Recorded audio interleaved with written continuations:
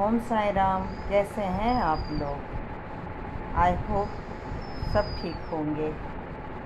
आप लोग को पता है कि मैं कई महीने से मम्मी के घर में रह रही हूँ और उसका कई कारण हैं, और एक ये सबसे बड़ा कारण है कि मुझे अपने हस्बैंड के लिए दुकान चाहिए, और वो भी खासकर खाने पीने का, मतलब वो रेस्टोरेंट स्टार्ट करना चाह रहे हैं।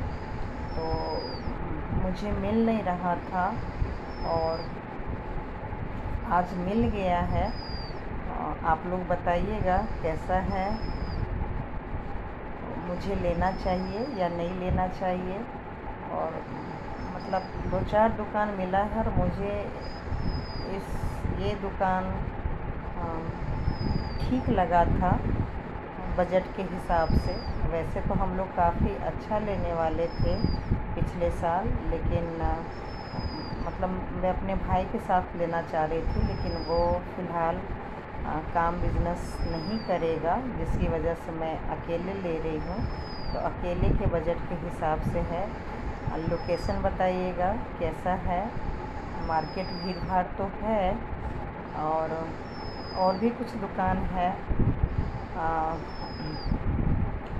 लेकिन जितना ही मैं एक्साइटेड थी अपने हस्बैंड को गिफ्ट देने के लिए कि दुकान लेंगे तो वो अपना काम करेंगे, और सारा फ़र्ज़ जो एक नॉर्मल हस्बैंड मिडिल क्लास के जो अपनी फैमिली का सारा फ़र्ज़ निभाते हैं, वो अपना आराम से कर लेंगे, और मैं आराम से एक प्रॉपर हाउसवाइफ बन के रहूँगी। क्योंकि मैं बहुत साल से एक तरह से वर्किंग ही हूँ।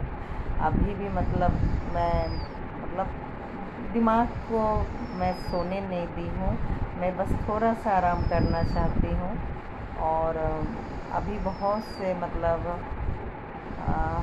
ट्रीटमेंट चल रहा है, और उसी में मैंने सोचा जो भी पैसे हैं, या मैं लोन लूँ या गोल्ड लोन लूँ, जो भी हो, मतलब मैं अपने हस्बैंड के लिए लेके बस काम ख़त्म करती हूँ।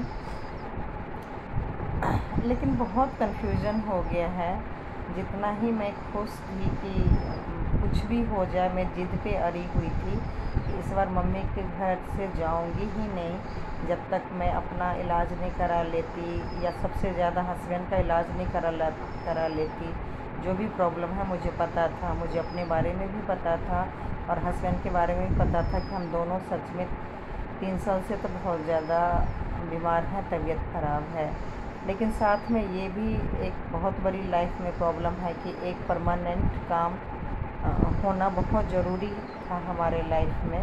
तो वो भी मैं करने की कोशिश की, लेकिन इधर मैं डीलर को बोल के रखी थी, तो कई दुकान भी देखी। उतना मैं वीडियो अभी नहीं डाली हूँ।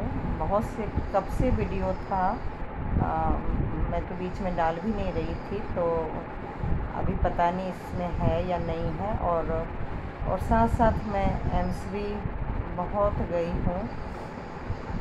बहुत इलाज चल रहे हैं मेरे या मेरे हस्बैंड के। और इधर में कई डीलर हमें ज़मीन दिखा रहे हैं दुकान के पर्पस से। ये जैसे इसमें 3 दुकान बना हुआ है, ये पूरा ज़मीन ही है, और इस पे हम ऊपर घर भी बना सकते हैं।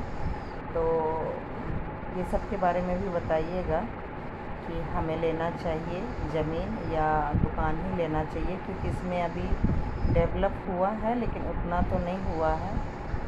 और ये नोएडा का है, और वो जो दुकान सब दिखा रही थी पहले, वो दिल्ली का है। तो ये भी बहुत बड़ा कन्फ्यूजन है मेरे लिए कि मैं नोएडा, यानी कि हस्बैंड का जहाँ घर है, मैं वहाँ पे दुकान लूँ, या मेरी मम्मी का घर है, मैं वहाँ पर लूँ दिल्ली में। एक तो ये तो कन्फ्यूजन है ही, लेकिन अब सबसे ज़्यादा कन्फ्यूजन मतलब हो गया है कि मैं दुकान या प्रॉपर्टी में इस टाइम इन्वेस्टमेंट करूं या नहीं करूं।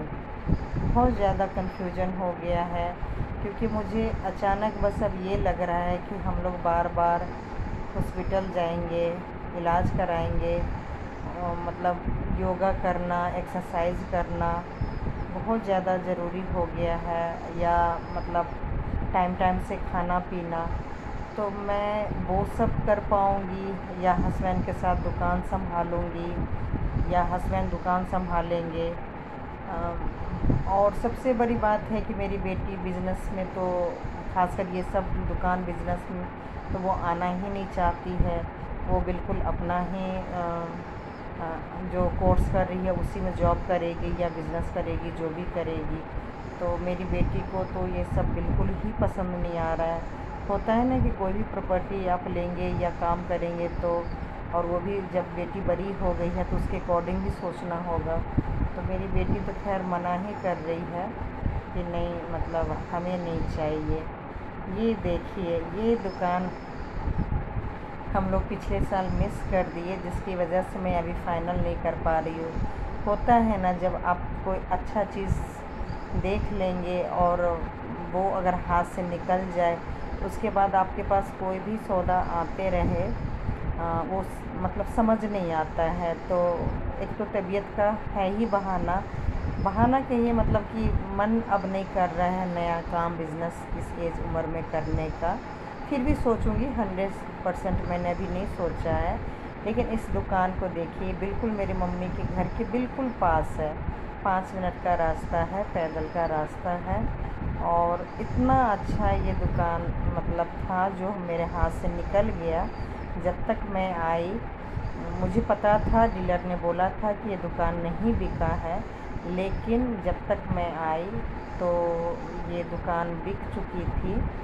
2 दुकान था, एक तो बिक ही गया था पहले, लेकिन जब मैं दिसंबर में आई थी, मतलब जनवरी में, तो बोले थे कि अभी है। लेकिन आप लोग को पता है कि मेरी तबीयत ख़राब हो गई थी, काफ़ी खांसी बुखार, तो मैं डीलर के टच में नहीं थी, बात नहीं कर पाई।